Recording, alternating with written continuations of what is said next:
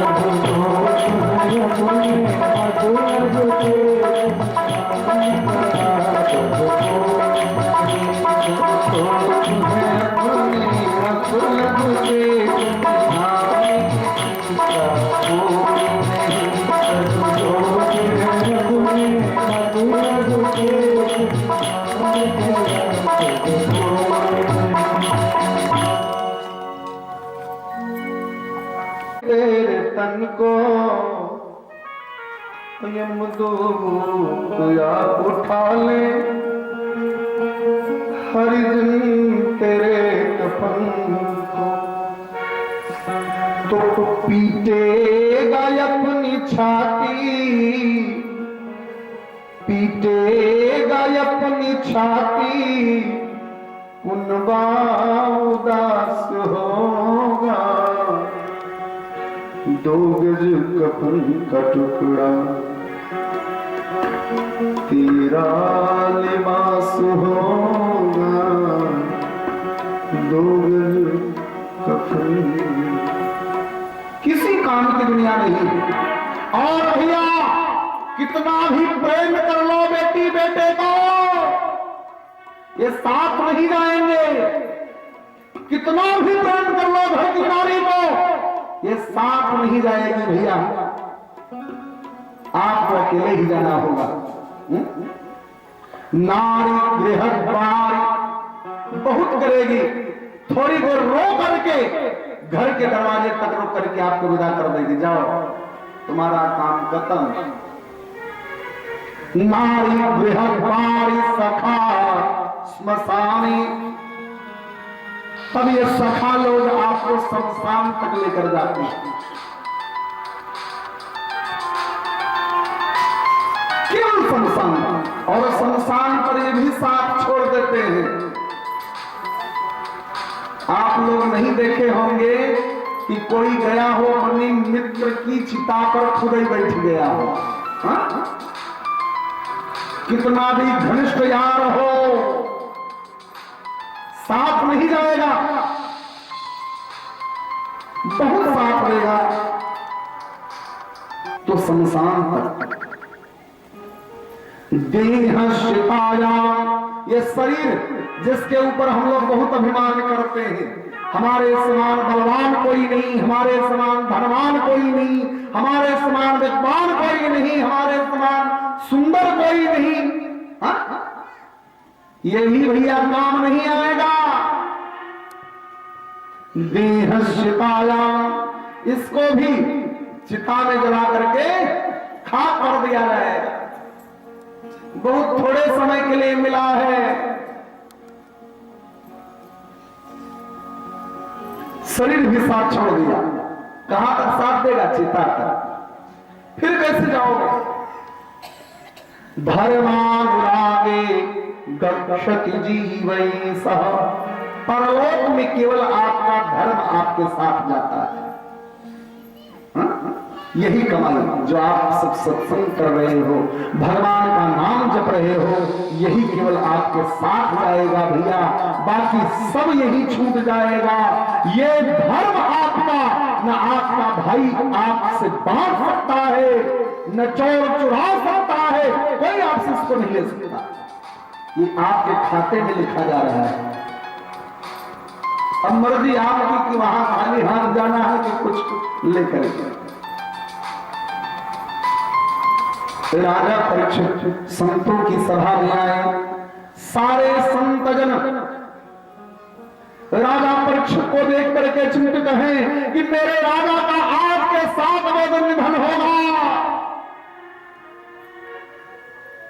राजा परीक्षित भी उदास हैं कि मैंने अपने जीवन के पुण्य को नष्ट कर लिया, ब्राह्मण का अपमान करके। राजा परीक्षित सिर झुकाए हैं, लेकिन संतों ने सांत्वना दिया कि चिंता मत करिए, हम सब आपके मुक्ति के लिए ही परेशान हैं। तो किसी संत ने कहा कि गोदान करा दिया जाए तो मुक्ति हो जाएगी, किसी ने कहा द्रव्य दान करा दिया जाए, भूमिदान करा दिया जाए, अन्नदान करा दिया जाए। लेकिन उसी सभा में व्यास जी महाराज भी बैठे हैं। व्यास जी ने कहा चाहे सारे ब्रह्मांड का दान करा दीजिए, लेकिन इनका उद्धार नहीं होगा, क्योंकि इन्होंने ब्राह्मण का अपमान किया है। तब कैसे उद्धार होगा? तो बाबा व्यास जी कहते हैं कि ये मानवा पाप कृतस्तु सर्वदा सदा दुराचार रता विमार्गा क्रोधाग्निदग्धा कुटिलशकामिना सप्ताह यज्ञेन कलो पुनन्ति। इस कलयुग में केवल एक ही उपाय है कि इनको भागवत की कथा सुना दिया जाए। अगर ये भागवत की कथा सुन लेंगे तो निश्चित रूप से इनकी सदगति हो जाएगी। तो सारे संत कहने लगे तो महाराज अब आपसे बढ़िया भागवत कौन सुनाएगा, आप ही लिखे हो तो आप तो बहुत अच्छी कथा सुनाओगे। व्यास जी महाराज मना कर दिए, भैया हम लिखने में सक्षम थे, हम सुनाने में सक्षम नहीं है। अगर अच्छे वक्ता का नाम जानना है तो बता सकते हैं। अच्छी कथा कौन सुनाएगा? बोले कौन? कहे कि सुखदेव जी महाराज को बुलवाइए, वही अच्छी कथा सुना सकते हैं। सारे लोग बड़े असमंजस में पड़े कि सुखदेव जी को बुलाया कैसे जाए। सुखदेव जी को बुलाना कोई आसान कार्य नहीं था, लेकिन नारद बाबा ये जिम्मेदारी अपने ऊपर ले ली कि मैं बुलाऊंगा सुखदेव जी को।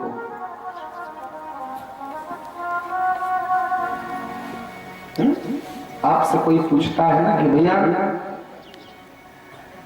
हमको भगवान भगवान की कथा सुननी है तो आप लोग बड़े प्रेम से कहते हो भैया उनको महाराज जी को बुलाइए, बड़े अच्छे से आपको कथा सुनाएंगे। हाँ? ऐसे व्यास जी महाराज भी कहे, नारद बाबा सुखदेव जी को बुलाने के लिए जाते हैं और सुखदेव जी महाराज उस समय सुखदार में गंगा जी की धूली में रमण कर रहे हैं। सुखदेव जी महाराज से निवेदन करते हैं कि चल करके आप भगवान की अमृतमयी कथा राजा परीक्षित को सुना करके उनका उद्धार करें।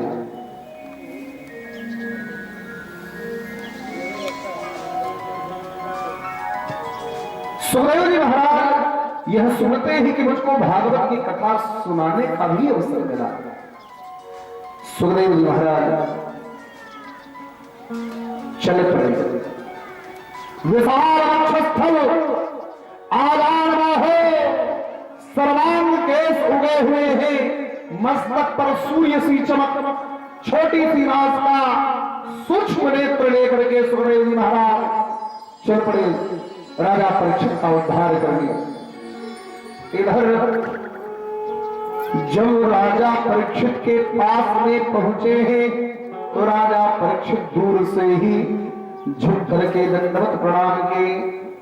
ए भैया, ये सुखदेव नहीं मानो राजा परीक्षित की मुक्ति चली आ रही है। राजा परीक्षित झुक करके प्रणाम करते हैं। सुखदेव भगवान राजा परीक्षित को समझाते हैं कि राजन, अब आप उदास न हो, अब निश्चित है कि आपके जीवन का उद्धार हो जाएगा, क्योंकि मैं जो कथा अब आप सबको श्रवण कराने वाला हूं ये सबका उद्धार करेगा। सारे संतजन सुर चैतन्य हुए और फिर एक सुंदर से व्यासपीठ को बनाया गया, जिस व्यासपीठ पर सुखदेव जी महाराज विराजमान हुए। सारे संत महात्मा सब नीचे जमीन पर आसीन हुए।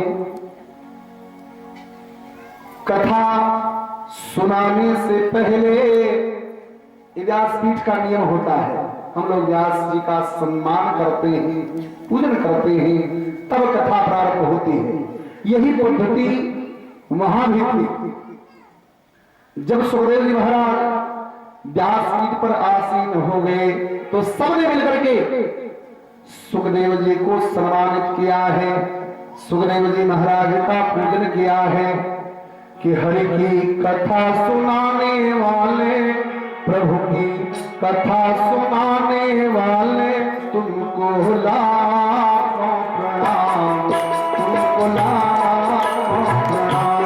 हरि की कथा सुनाने वाले, कथा सुनाने वाले, तुमको लाखों प्रणाम, तुमको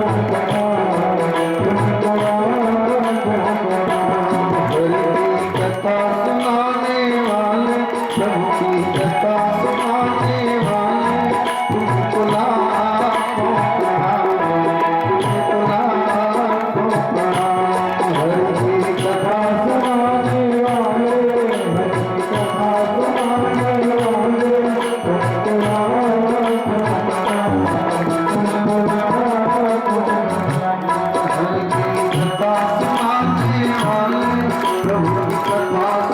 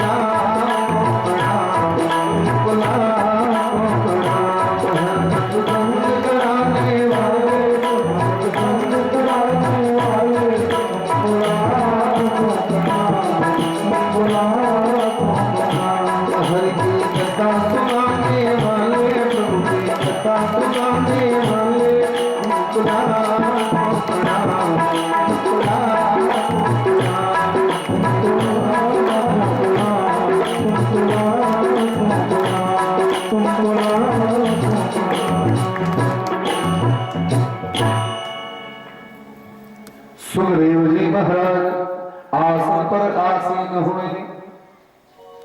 सारे सुंदर अपने अपने आसन पर आसीन हुए और सुखदेव जी महाराज कथा का प्रवचन प्रारंभ करते हैं। सुखदेव जी महाराज क्या क्या कथा सुनाए, अब ये हम सब कल सुनेंगे। आज की कथा को यहीं पर विश्राम और कुछ टेक्निकल दिक्कत से आज साउंड सही नहीं चल पाया, आप लोग बुरा मत मानिएगा। हो सकता है कल सुधर जाए। तो मैं सबसे निवेदन करूं कि आप सब लोग कल समय पर आने का प्रयास करिए, समय पर पहुंच करके अधिक से अधिक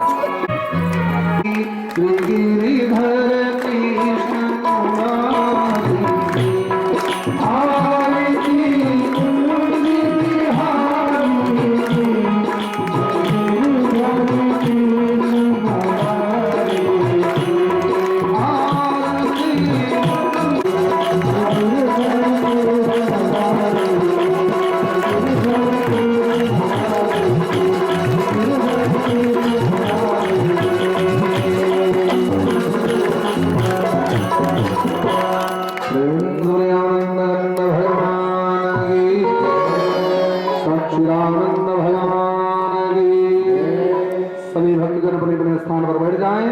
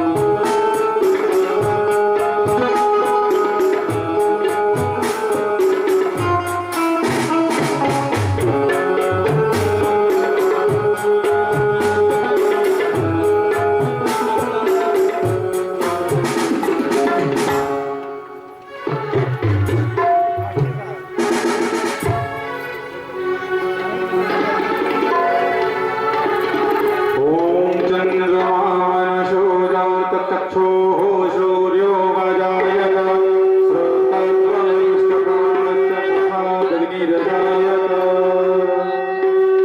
भागवत भगवान की है आरती भागवत भगवान की है आरती पापियों को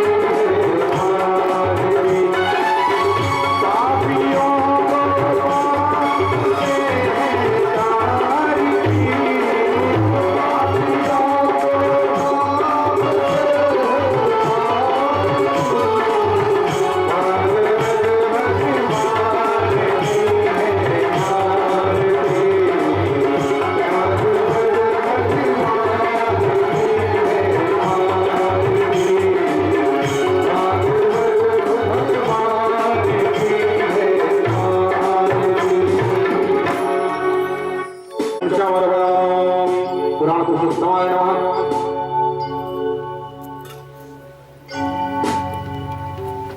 बोलिए वृंदावन बिहारी लाल की जय। श्री भागवत भगवान की जय।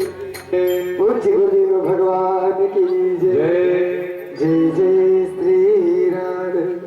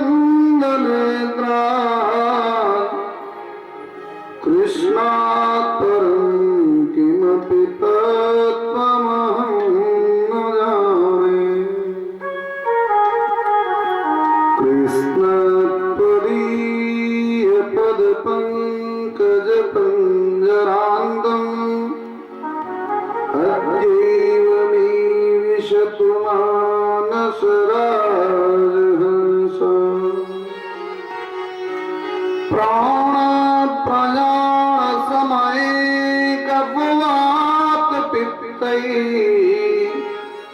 कंठावरोधन विधो स्मरण गुटस्ते या कुंदेन्दु तुषार हार धवला या शुभ्रवस्त्रावृता या वीणा वरदन्न वंदित करा या श्वेत पद्मासना या ब्रह्माच्युत शंकर प्रभृति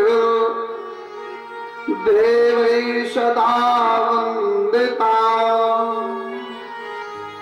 सा वाग् सरस्वती भगवती निःशेष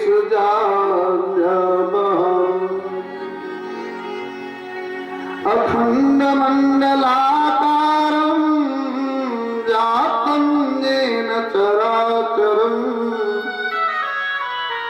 सत्पथं दर्शितं येन तस्मै श्री गुरुवे नमः। गुरुर्ब्रह्मा गुरुर्विष्णुः गुरुर्देवो महेश्वर गुरुः साक्षात् परब्रह्म तस्मै श्री गुरुवे नमः। सच्चिदानंद रूपाय विश्वोत्पत्त्यादिहेतवे तापत्रय विनाशाय श्रीकृष्णाय वयं नमः। गंगातरंगरमणि यजटाकलाप गौरी निरंतर विभूषित वामभागम् नारायण प्रियमनंगमदापहारम् वाराणसीपुरपतिं भज विश्वनाथम्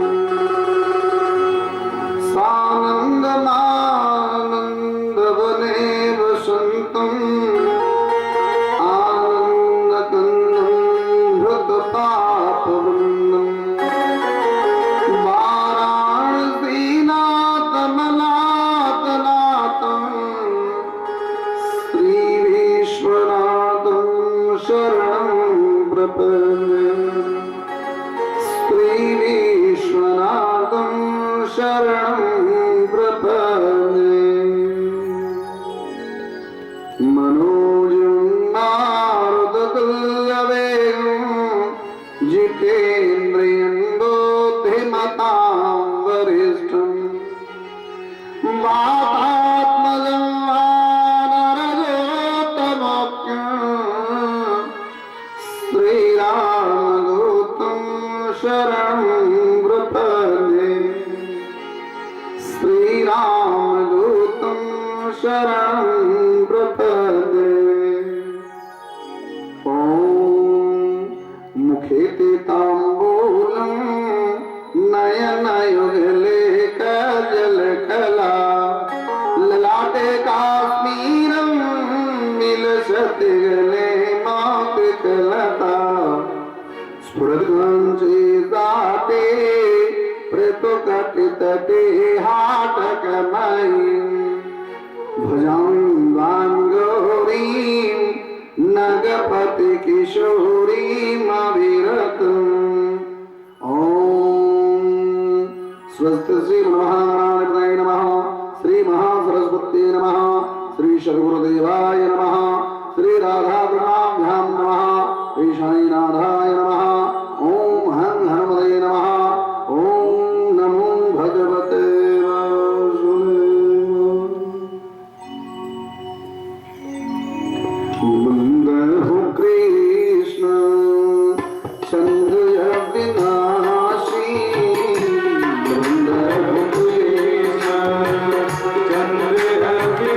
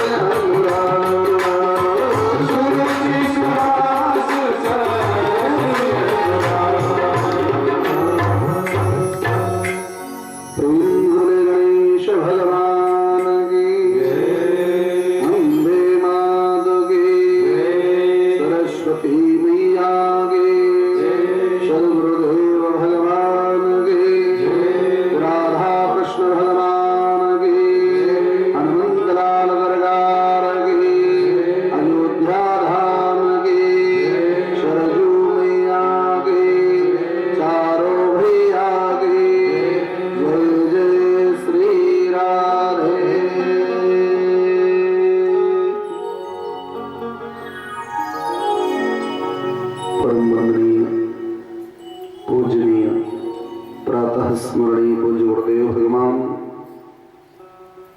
संत समाज ने भगदेव भाव भक्तों भक्ति शक्ति स्वरूपा माताओं एवं बहनों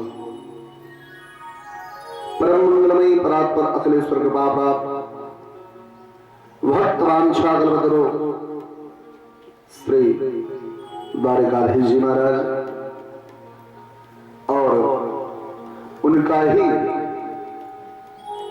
प्रत्यक्ष वांगमय स्वरूप श्रीमद् भागवत महापुराण, जिस भागवत गंगा में आज हम सब 3 दिन से गोता मारते हुए अपने जीवन के पापों को धुल रहे हैं और धीरे धीरे एक कदम हम लोग मुक्ति की ओर आगे बढ़ रहे हैं। ऐसे भागवत महाग्रंथ को बारंबार वंदन और आज इस श्रीमद् भागवत ज्ञान महोत्सव के तृतीय दिवस में पधारे हुए आप सभी श्रोता बंधुओं का बहुत बहुत अभिनंदन व सभी श्रेष्ठ जनों के चरणों में मेरा कोटि कोटि प्रणाम। श्रोत श्रोतागण, भगवत चरणों के प्रति जब आप सबको अनुराग होता है तब ठाकुर जी की कृपा होती कि आपको सत्संग करने का अवसर मिलता है। लेकिन प्यारे कभी कभी ऐसा होता है कि हम लोग सत्संग की महिमा को नहीं समझ पाते।